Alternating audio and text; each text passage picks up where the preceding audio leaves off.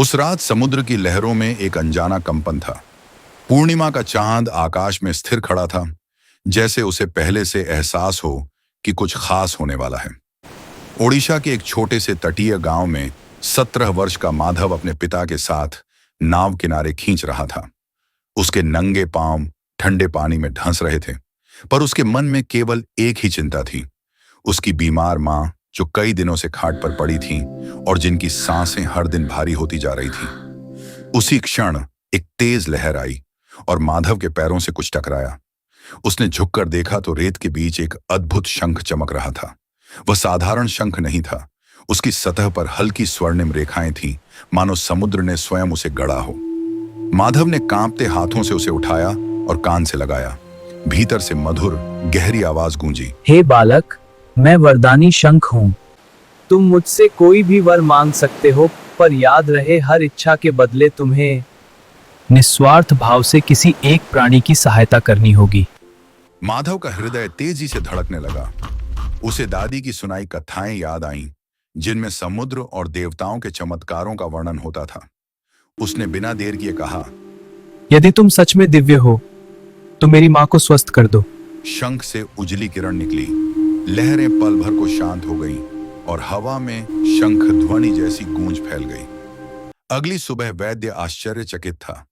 मां की सांसें हल्की हो गई थीं और उनके चेहरे पर कई दिनों बाद शांति दिख रही थी। माधव की आंखों में कृतज्ञता के आंसू भर आए। उसी शाम शंख फिर गूंजा, तुम्हारी इच्छा पूर्ण हुई, अब किसी भूखे को भोजन कराओ। माधव ने बिना सोचे अपने हिस्से की मछलियां गांव के एक वृद्ध को दे दी, जो कई दिनों से भूखा था। वृद्ध की आंखों में चमक आई और माधव को लगा जैसे किसी खजाने से भी बड़ा आशीर्वाद उसे मिल गया हो। दिन बीतते गए। जब भी माधव कोई इच्छा करता, टूटी छत ठीक हो जाए, पिता की नाव सुरक्षित लौट आए, शंख उसे सेवा की याद दिलाता।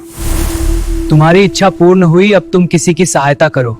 वह कभी बीमार बच्चे के लिए औषधि लाता, कभी विधवा के घर की मरम्मत करता। धीरे धीरे गांव में परिवर्तन आने लगा। लोग कहते, माधव के पास कोई चमत्कार है। पर हर कहानी में परीक्षा का समय आता है। एक दिन गांव का लालची मुखिया माधव के पास आया। उसकी आंखों में लालच साफ झलक रहा था। उसने धीमी लेकिन चालाक आवाज में कहा, यदि तुम्हारा शंख सचमुच वर देता है तो पूरे गांव का खजाना दोगुना कर दो। मैं बदले में 100 लोगों की मदद कर दूंगा। माधव के मन में एक पल के लिए लालच जागा। उसने सोचा, अगर खजाना बढ़ जाएगा तो शायद पूरे गांव की गरीबी खत्म हो सकती है। लेकिन तभी शंख उसके हाथ में हल्का सा कंपन करने लगा और भीतर से धीमी आवाज फुसफुसाई, सच्ची सहायता सौदे से नहीं होती। माधव ने शंख को कान से लगाया, पर इस बार कोई प्रकाश नहीं निकला। फिर वही आवाज आई, जब मनोकामना में स्वार्थ की गंध हो तो मैं मौन हो जाता हूँ। माधव ने शांत स्वर में मुखिया से कहा। मैं ये नहीं कर सकता। मुखिया का चेहरा क्रोध से लाल हो गया। उसने दांत भींचकर कहा, ठीक है माधव, अगर मेरी बात नहीं मानी तो याद रखना, तुम्हें इसका परिणाम भुगतना पड़ेगा। उसकी आंखों में बदले की आग साफ दिखाई दे रही थी। उसी रात अचानक भयंकर तूफान उठा।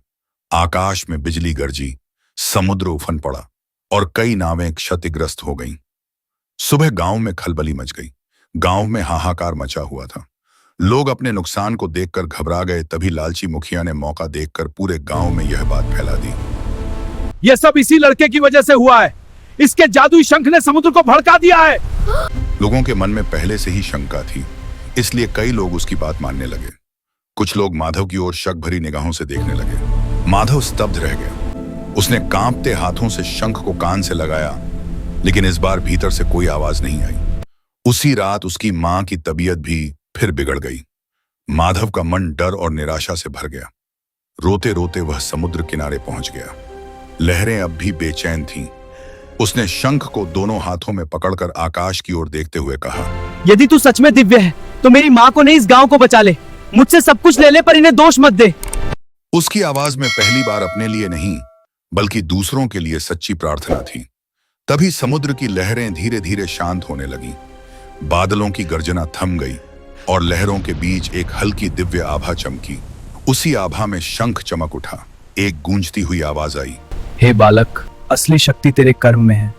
जब तू अपने लिए मांगता है मैं मौन हो जाता हूँ, पर जब तू दूसरों के लिए प्रार्थना करता है तब प्रकृति स्वयं तेरे साथ खड़ी हो जाती है। माधव की आंखों से आंसू बह निकले।